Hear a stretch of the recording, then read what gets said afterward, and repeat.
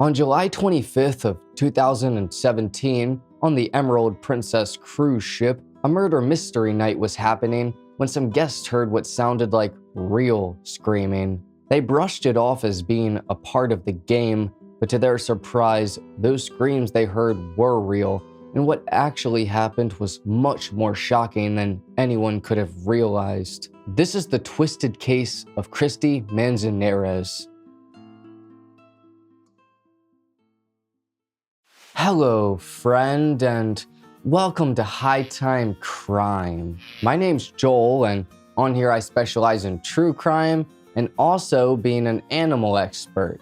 Did you know that dogs have 4 legs and also a tail? Probably not. But today, we're going over the case of Kristy Manzanares and what her husband did to her while they were on vacation. You're going to learn about a sad tale of how what appeared to be a good relationship turned sour.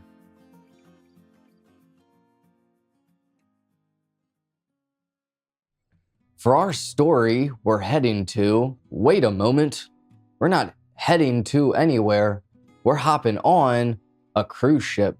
Specifically the Emerald Princess, which is a 945-foot vessel that cost nearly $500 million to make in 2007. It has 15 decks, a ton of pools, restaurants, casinos, and a bunch of other stuff. Set sail for wherever the destination is. Well, it was an Alaskan cruise ship, and during the time of this incident, it was traveling between Ketchikan and Juneau, so yeah. But on board the cruise ship, there's a heaping load of things to do. You could go to one of many restaurants and get food. You could hear people sing or watch a play. You could go gamble or watch a movie. If you want, you can go swimming, play some basketball, maybe ping pong, who knows? The cruise ship is your oyster. You do what you want to do. If you're feeling luxurious, you could order some room service. All I'm saying is that on a cruise ship, there are a ton of things to do. It's basically never ending. But unfortunately today, we're not on a cruise ship. At least I'm not. You might be. So none of these fun options are the reason as to why we're on board today.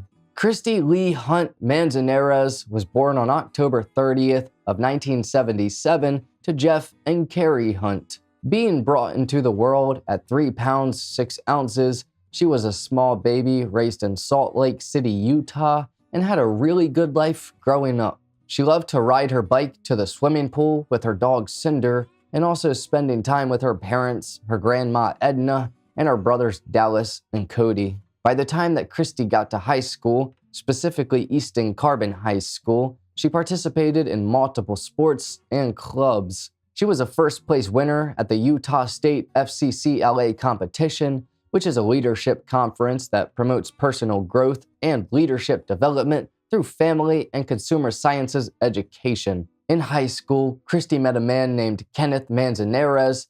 We'll talk about their relationship here shortly. I want to continue talking about Kristy and her accomplishments. She graduated from high school in 1996 and shortly after went to the College of Eastern Utah, where she would earn an associate's degree. Kristy then went to Southern Utah University, where she would earn a Bachelor of Arts degree in Family and Consumer Science, emphasizing an interior design.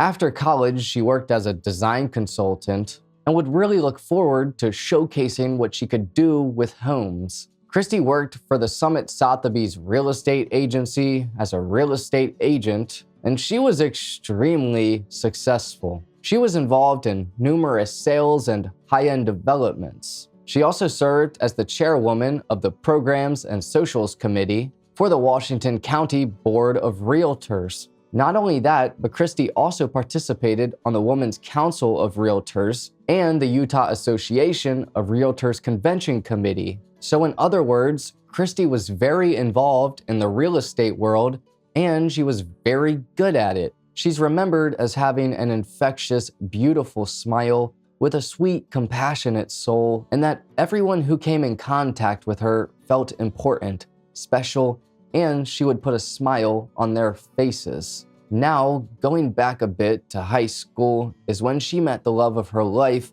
Kenneth Ray Manzanares. Kenneth, or Kenny, was born in January of 1977 to Kenneth and Sissy Manzanares, and his early life isn't really known about too much. Some important things that come in a bit later down the line are the facts that he played football and did wrestling and boxing while growing up all the way into college. Kenny said that there were multiple times while playing sports where he sustained dings, or where he'd get hit so hard he'd hear bells ring.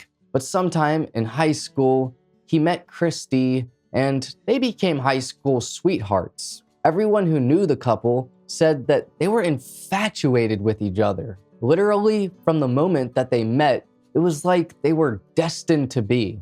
On August 27th of 1999, the couple got married, and together they would have 3 beautiful daughters. For the parents, the daughters were the light of their lives. Kristy went above and beyond for the girls, and Kenneth honestly did the same. Their oldest daughter has cerebral palsy, which affects a person's ability to move and maintain balance and posture. She wasn't able to ride a bike or drive a car, and she had a hard time walking. Kenneth tried to teach her how, and he would always push the girls to overcome obstacles, and he wanted them to do their best. He was looked at as a great father and husband who would do anything to keep his daughters and wife happy. There were times where Kristy would go to the store and see something she would like but wouldn't get it due to not having enough money. Well, Kenny would go the next day to buy what Kristy wanted because he always wanted to see his girls happy.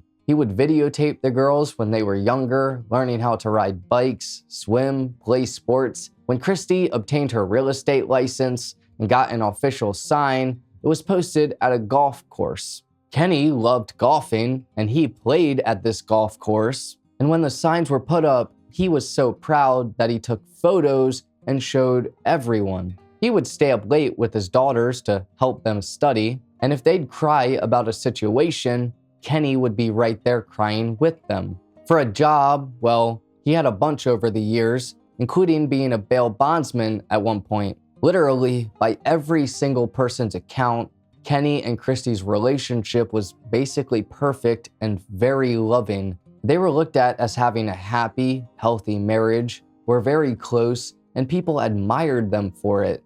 That's why what happens next appears to make absolutely zero sense.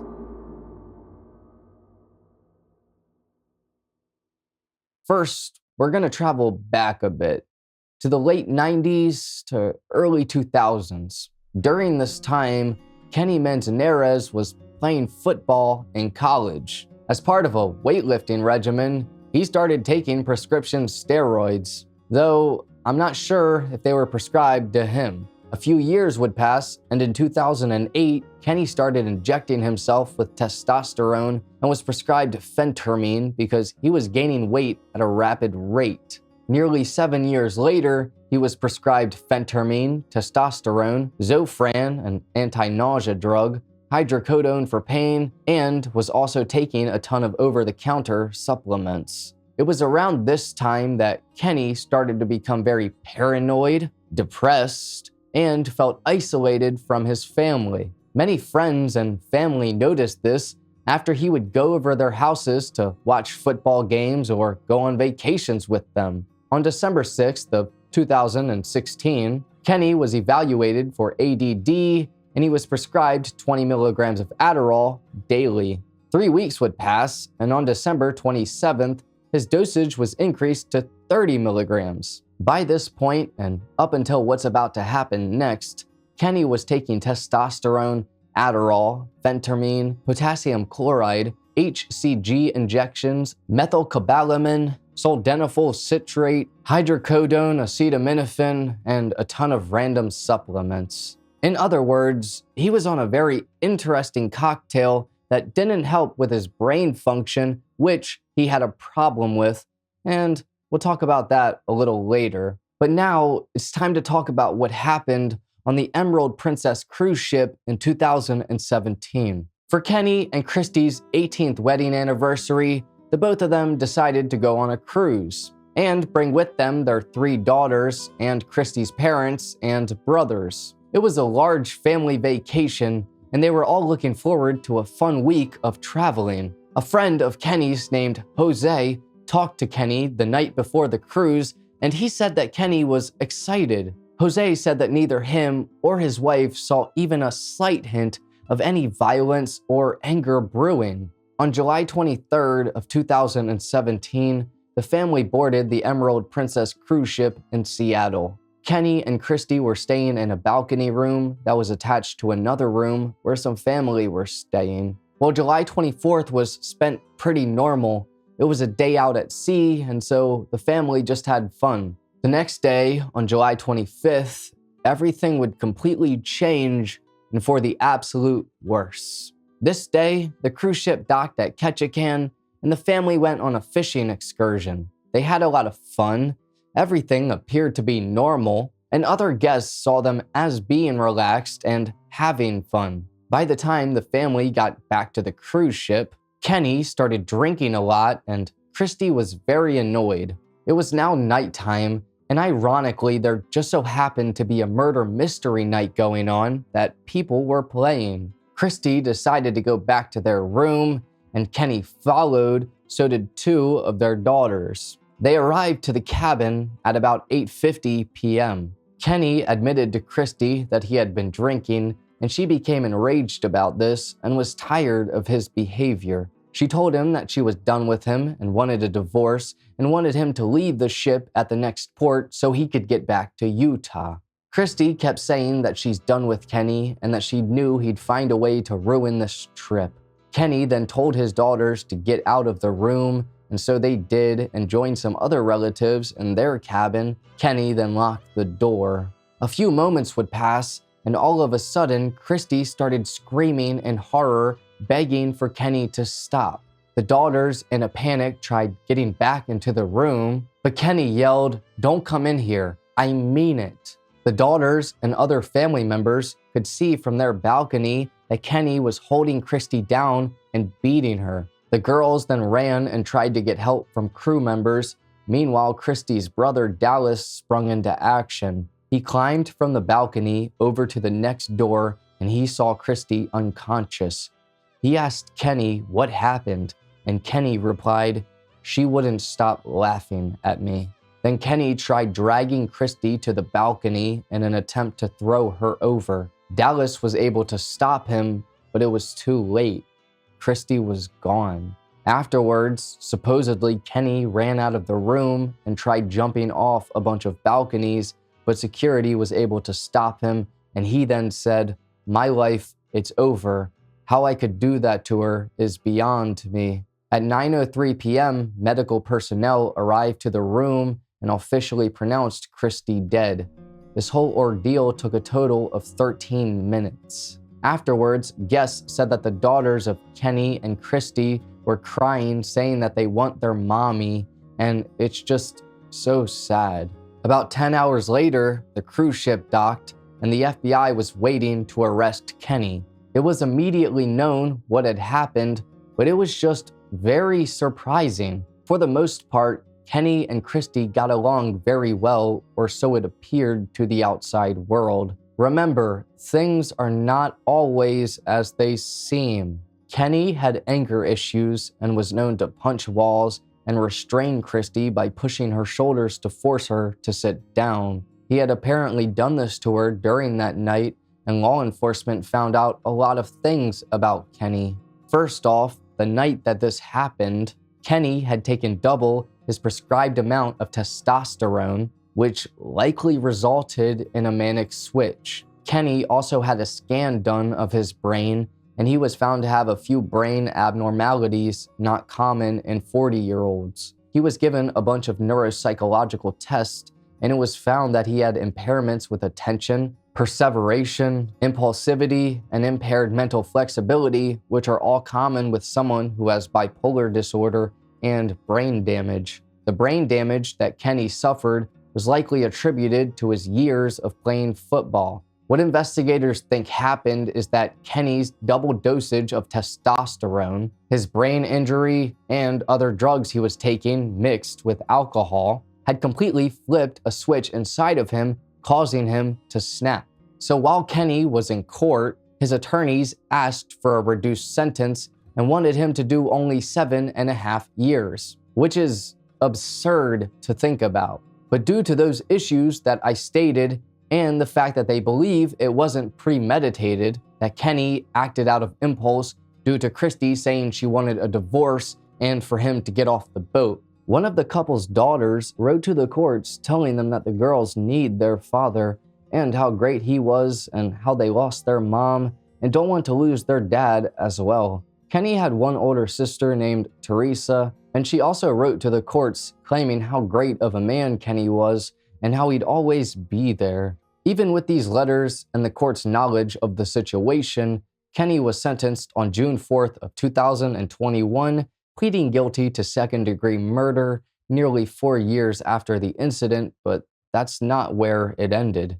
Only a few weeks later, on July 19th of that same year, at 6:59 a.m., Kenny was found unresponsive in his cell. What happened isn't known because the Alaska Department of Corrections doesn't release anyone's cause of death due to confidentiality, but we can make an assumption at least. By all accounts, Kenny appeared to be a great father and a good man, but deep down, he clearly wasn't. The last thing that he thought about was himself and the fact that his life was over, not that he just ended Kristy's, or how it affected their daughters, or their entire family. In the end, there really isn't much justice in this case, though we can once again assume, but this time about where Kenny is now. A quote by a writer named Margaret Atwood really describes this situation almost to a T. Men are afraid that women will laugh at them.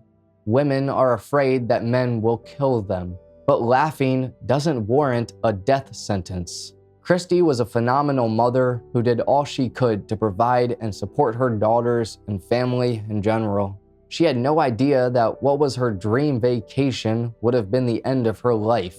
No one did. It's awful knowing that her whole family was present during this and wasn't able to prevent it. I really do feel for them, and I hope that they're all able to find closure someday. I hope that Kristy is resting peacefully.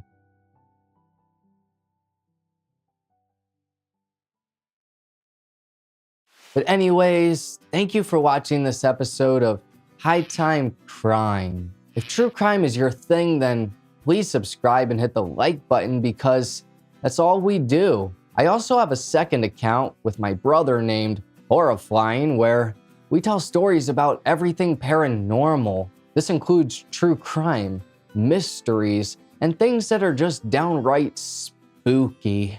I'd greatly appreciate if you subscribe to that too. I hope you have a great rest of your day. Take care, friend.